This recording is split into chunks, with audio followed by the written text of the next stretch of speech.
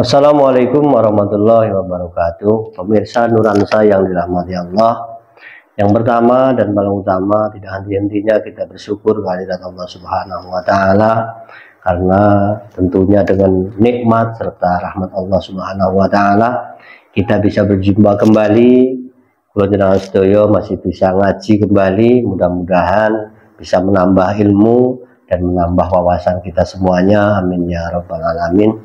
Salawat dan salam senantiasa terlimpahkan ke junjungan kita Nabi Agung Muhammad Shallallahu Alaihi Wasallam, satu-satunya Nabi yang kita harapkan syafaatnya di dunia hatal akhirah. Amin ya rabbal alamin. Pemirsa yang dirahmati Allah, sesuai dengan pembahasan yang lalu, mari kita lanjutkan lagi mudzakarah kita pada kesempatan sore hari ini dengan membaca nasihat dari Sayyidina Utsman bin Affan radhiyallahu anhu. Beliau berkata, Bismillahirrahmanirrahim, arba'atun dhahiruhunna fadilah wa batinuhunna faridah. Ada 4 hal yang secara zahir itu adalah keutamaan atau kebaikan yang banyak atau anugerah dari Allah Subhanahu wa taala. Wa batinuhunna, sedangkan batiniah dari 4 itu hukumnya adalah faridah atau wajib untuk kita semuanya. Apa saja yang perkara 4 yang dohirnya adalah fadilah, kemudian batinnya adalah wajib?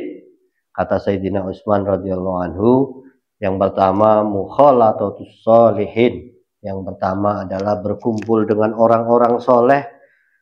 Artinya orang-orang yang al-qaimin bi huquqillahi ta'ala.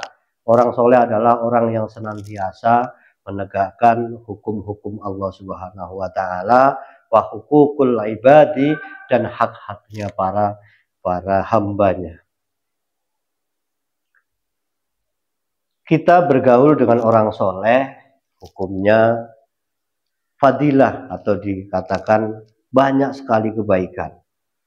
Wal iktida'u bihim faridah, tetapi kita mengikuti apa yang dilakukan oleh orang-orang yang soleh, kita mengikuti perilaku orang yang soleh, maka dihukumi wajib untuk kita semuanya.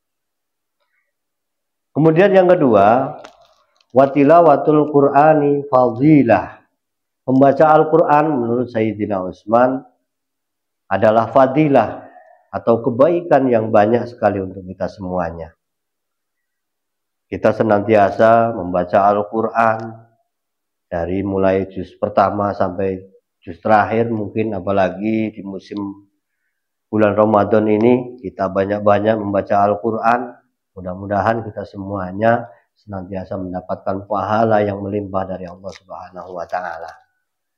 Membaca Al-Quran dihukumi anugerah ataupun fadilah dari Sayyidina Utsman bin Affan radhiyallahu anhu. Wal amalu bihi faridah, sedangkan mengamalkan apa yang kita baca di dalam Al-Quran, mengamalkan apa yang kita pelajari dari Al-Quran, itu hukumnya wajib untuk kita semuanya. Pemirsa yang dirahmati Allah, seperti kita ketahui bahwasanya hukum-hukum Islam, hukum-hukum agama kita, sumber utamanya adalah Al-Quran, baru kemudian Al-Hadis dan ijma serta qiyas. Tentunya kita jangan sampai hanya sekedar membaca saja Al-Quran tanpa bertadabbur, tanpa kita berusaha untuk memahami maknanya, sehingga kebaikan kurang sempurna ketika kita membaca Al-Quran, tetapi kita sama sekali tidak mengetahui makna yang tersirat di dalam Al-Quran. Pemirsa yang dirahmati Allah, kemudian yang ketiga, waziyaratul kuburi fadilah. Ziarah kubur itu adalah fadilah ataupun keutamaan menurut Sayyidina Utsman bin Affan radhiyallahu anhu. Kita semuanya berziarah kubur, terutama kuburan orang-orang yang soleh, kuburis solehin, kuburan orang-orang yang soleh, kita berziarah kuburan Wali Songo, kuburan para wali-wali Allah yang ada di Indonesia khususnya, ataupun bisa jadi para wali-wali Allah yang ada di luar Indonesia, walaupun kita mampu. Tetapi wal isti'dadu laha faridah, dan mempersiapkan diri untuk menghadapi kematian atau menghadapi alam kubur itu hukumnya wajib untuk kita semuanya. Pemirsa yang dirahmati Allah, kita bahkan Nuransa setiap tahun melaksanakan kegiatan ziarah Wali Songo, bukan hanya sekedar kita wisata religi, tetapi kita semuanya ketika berziarah dalam rangka bertabaruk, mengalap barokah dari Allah Subhanahu wa Ta'ala melalui para wali-wali Allah Subhanahu wa Ta'ala. Kemudian di samping itu, tujuan yang pertama kita berziarah Wali Songo, berziarah kubur, tentunya adalah kita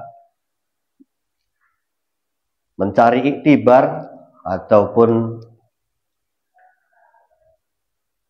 kita semuanya belajar untuk mempersiapkan diri bahwasanya kita semuanya akan mati juga, kita semuanya akan meninggalkan dunia yang fana ini menuju dunia yang kekal abadi. Tentunya perlu persiapan yang banyak, persiapan yang matang sebelum kita menuju alam kubur.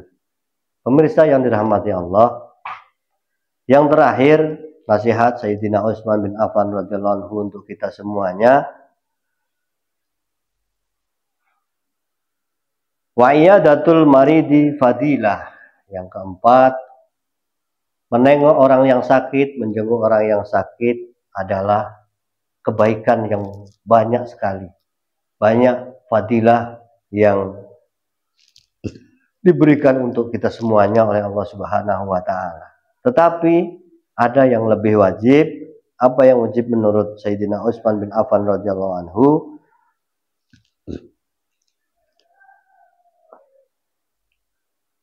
Wattihadul wasiyah faridah. Tetapi menjalankan wasiat dari orang yang sakit itu hukumnya wajib untuk kita semuanya. Siapa tahu orang yang sakit kemudian meninggal, kita sebagai ahli waris tentunya mungkin ada wasiat yang ditulis sebelum almarhum meninggal. Kita semuanya berkewajiban untuk menjalankan apa yang menjadi wasiat dari almarhum. Terkhusus untuk ahli waris tentunya bukan hanya sekedar menunggui orang yang sakit, menunggui orang tua yang sakit, tetapi bergegas untuk melaksanakan apa yang menjadi wasiat kedua orang tua kita yang sakit kemudian meninggal, ataupun wasiat dari saudara-saudara kita. Pemirsa yang dirahmati Allah, kiranya itu saja yang bisa saya sampaikan pada kesempatan sore hari ini. Kesimpulannya, yang pertama,